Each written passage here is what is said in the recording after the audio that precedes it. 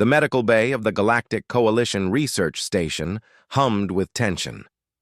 Dr. Kesava, a respected Velthian xenobiologist, stood before the containment chamber with her forearms crossed in frustration.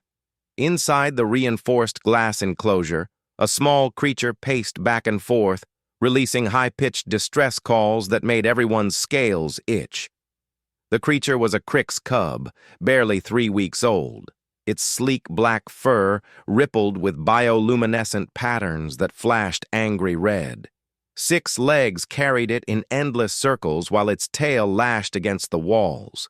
2 rows of developing teeth gleamed in its mouth as it yowled, and its 4 eyes tracked every movement outside the chamber with predatory precision. "Nothing works," Kesava hissed to her assistant, flicking her tongue in agitation. "We have tried every comfort protocol in the database.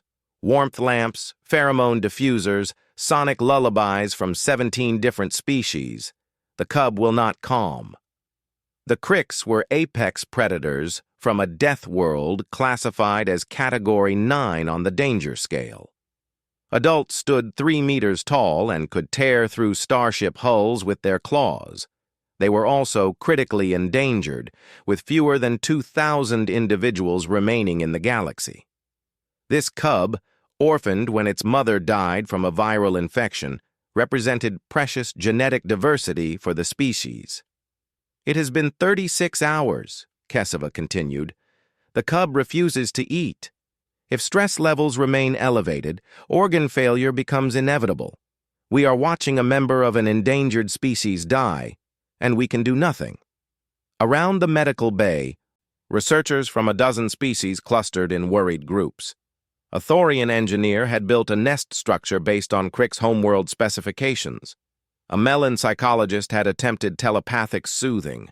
Even the station commander, a grizzled Draken warrior, had offered a combat-standard comfort blanket from his personal quarters. Nothing worked. The cub's cries grew more desperate. It threw itself against the chamber walls, oblivious to the bruises forming under its dark fur. Medical readouts showed its heart rate climbing to dangerous levels. Time was running out. That was when Sarah Chen walked into the medical bay, carrying a collapsed cardboard box under one arm. The human was a recent addition to the station, assigned to the botany division. She was small by coalition standards, barely reaching Kesava's shoulder. Her face held that strange softness that unnerved many species, with flat teeth and forward-facing eyes that suggested Earth had once been a prey world. Most researchers dismissed humans as biologically unremarkable, though their recent admission to the coalition had come with surprising endorsements from multiple predator species. "I heard about the problem," Sarah said quietly, approaching Kesava. "Mind if I try something?" Kesava's scales rippled with skepticism. "With respect, human, we have exhausted the expertise of this station's finest minds. What could you possibly offer?" Sarah smiled, a gesture that looked bizarre to species without flexible lips. "I've raised a lot of Earth cats. Your cub reminds me of a stressed kitten. May I enter the chamber?" "Absolutely not," Kesava recoiled. "That creature is a Crix predator cub. Even at this age, it could eviscerate you with one swipe. The containment protocols exist for your safety." "I've read the files," Sarah replied calmly. "The cub is scared, not aggressive. Those calls are distress vocalizations, not hunting cries. And look at its posture. It's not stalking, it's panicking." Kesava studied the human, searching for signs of that reckless death wish behavior the species was rumored to possess. Instead, she found only calm confidence. Against her better judgment, she tapped the chamber controls. "If you die, the paperwork will be extensive," she muttered. Sarah entered the containment chamber with slow, deliberate movements. The Crix cub immediately stopped pacing. Its bioluminescent patterns flickered from red to yellow, a color that Kesava's datapad indicated meant uncertainty rather than aggression. The cub's 4 eyes fixed on the human, tracking her with predatory focus. Sarah sat down on the chamber floor, making herself small. She didn't make eye contact with the cub, instead appearing to ignore it completely. From her pocket, she produced a small piece of dried meat from the station commissary. She placed it on the floor between them, then retreated slightly. The cub approached cautiously, sniffing the air. Its tail stopped lashing. After a long moment, it snatched the meat and retreated to a corner, consuming it in quick bites. The bioluminescent patterns shifted to orange. "Good baby," Sarah murmured in that soft human way. "You're doing so good." Then she began assembling the cardboard box. The researchers outside the chamber watched in confusion as Sarah's nimble fingers unfolded the corrugated material, creating a simple cube structure with an opening on one side. It looked absurdly flimsy, especially compared to the sophisticated nest structure the Thorian engineer had built. Yet as Sarah set it on the chamber floor, something remarkable happened. The crick's cub's ears, which had been pinned flat against its skull, perked up. Its patterns shifted to blue. It took one tentative step toward the box, then another. Sarah remained motionless, barely breathing. The cub circled the cardboard structure, sniffing every surface.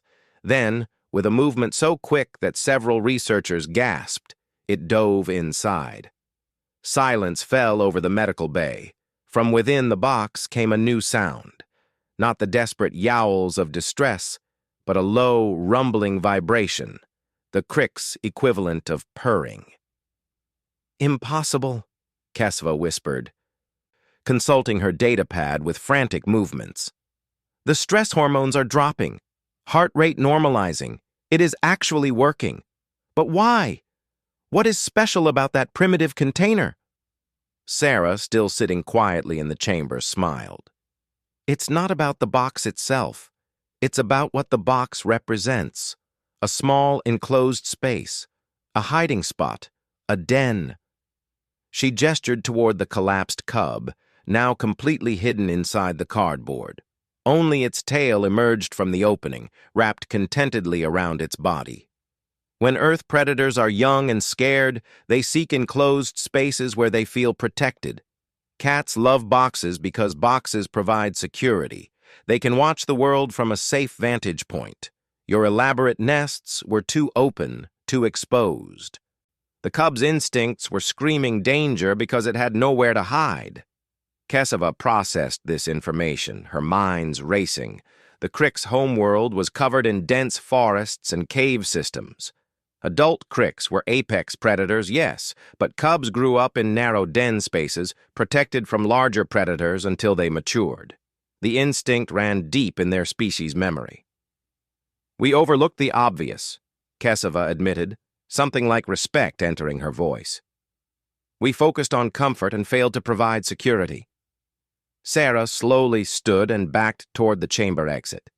The cub remained in its box, patterns now glowing a peaceful green. As the human left the containment area, she turned to address the assembled researchers. "Sometimes the solution isn't complicated technology or sophisticated analysis.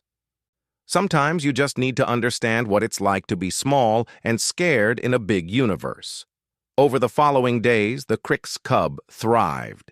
It ate regular meals, always returning to its cardboard sanctuary between feedings.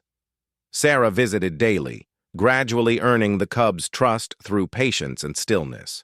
She taught Kesava and the other researchers the techniques she'd learned from raising Earth's small predators, knowledge that proved surprisingly universal. The cardboard box remained in the chamber for weeks, even as the cub grew larger and technically no longer fit inside.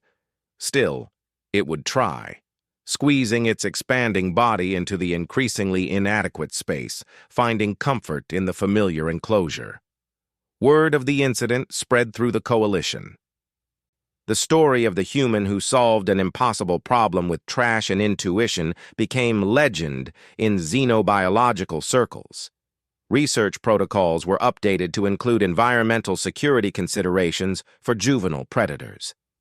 Sarah Chen received commendations from the Crick's Preservation Council. But Sarah herself remained humble. When asked about her breakthrough, she simply shrugged and said, "I just remembered that being scared feels the same for everyone, no matter how many legs you have or what planet you're from. Sometimes the bravest hunters start as frightened babies who just need a safe place to hide." The Crick's cub, eventually named Hope in 17 coalition languages, grew into a healthy juvenile. The cardboard box was preserved in the station's archives, a reminder that humanity's greatest strength wasn't their technology or their warfare capabilities. It was their ability to recognize vulnerability and respond with compassion, even in the most unlikely circumstances. After all, every predator was a cub once, and every cub, whether from Earth or the far reaches of space, deserved to feel safe.